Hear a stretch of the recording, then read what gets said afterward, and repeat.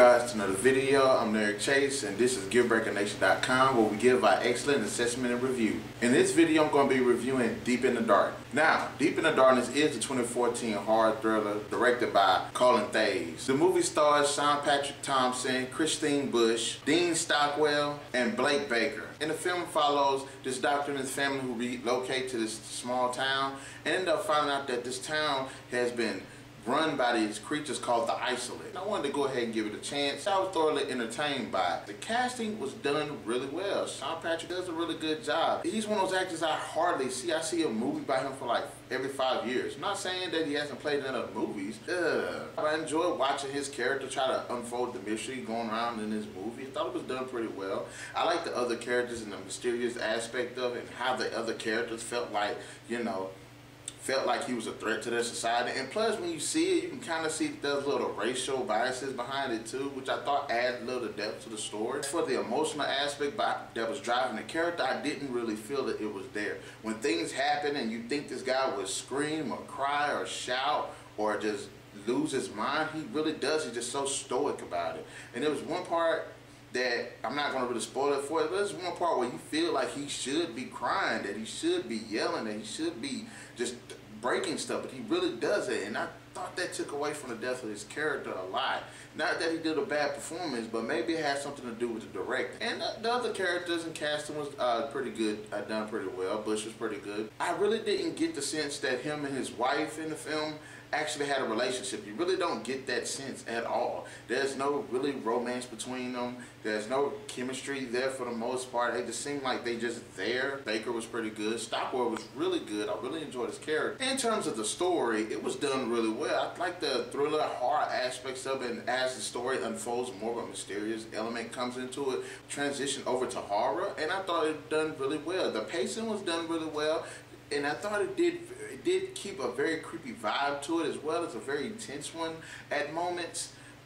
There was really, when things jump off in the film, is really entertaining. I will say this film has some really good twists in it. I mean, jaw-dropping twists that actually had me on the edge of my seat. And then when things go down, it's like, wow, I did not see that coming.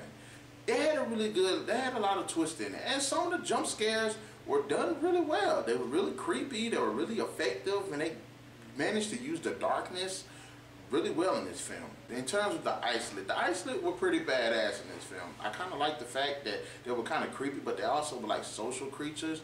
They're not really supernatural, but at the same time they kind of are, and the film does establish their role in this really well. And to see how they actually kind of control this town, it was done pretty well for the most part. It's a very weird way of describing these creatures. They're really cool, they're really creepy, and you can tell they're social, and you can see how they are actually stalking and controlling the people that are in this town and everything. But at the same time, they feel like they're mortal. They feel like they're savage. They feel like they're wild. And at the same, and it feels like if you wanted to, these people easily could have just went in there and just wiped them all out.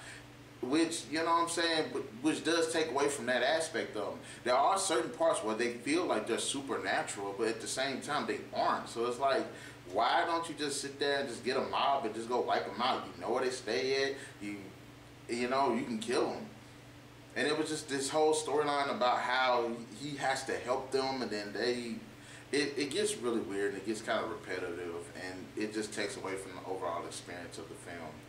Now, having said all of that, do I recommend people watch this film? Yes, it is a decent film to watch.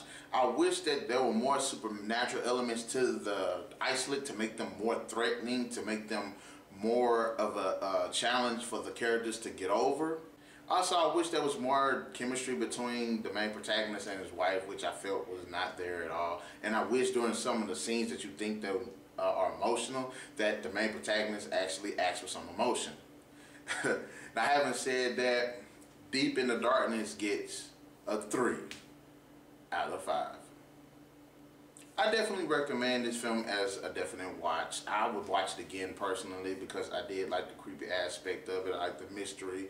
I love the thrilling aspect of it. I like the horrifying aspect of it. As these people are stuck in this town. So guys, in the comment section below, please let me know, have you seen Deep in the Darkness and what do you think about it? And also, what was the last Sean Patrick Thomas movie that you've seen besides Save the Last Dance and Halloween Resurrection? until the next video, guys, keep the gears turning.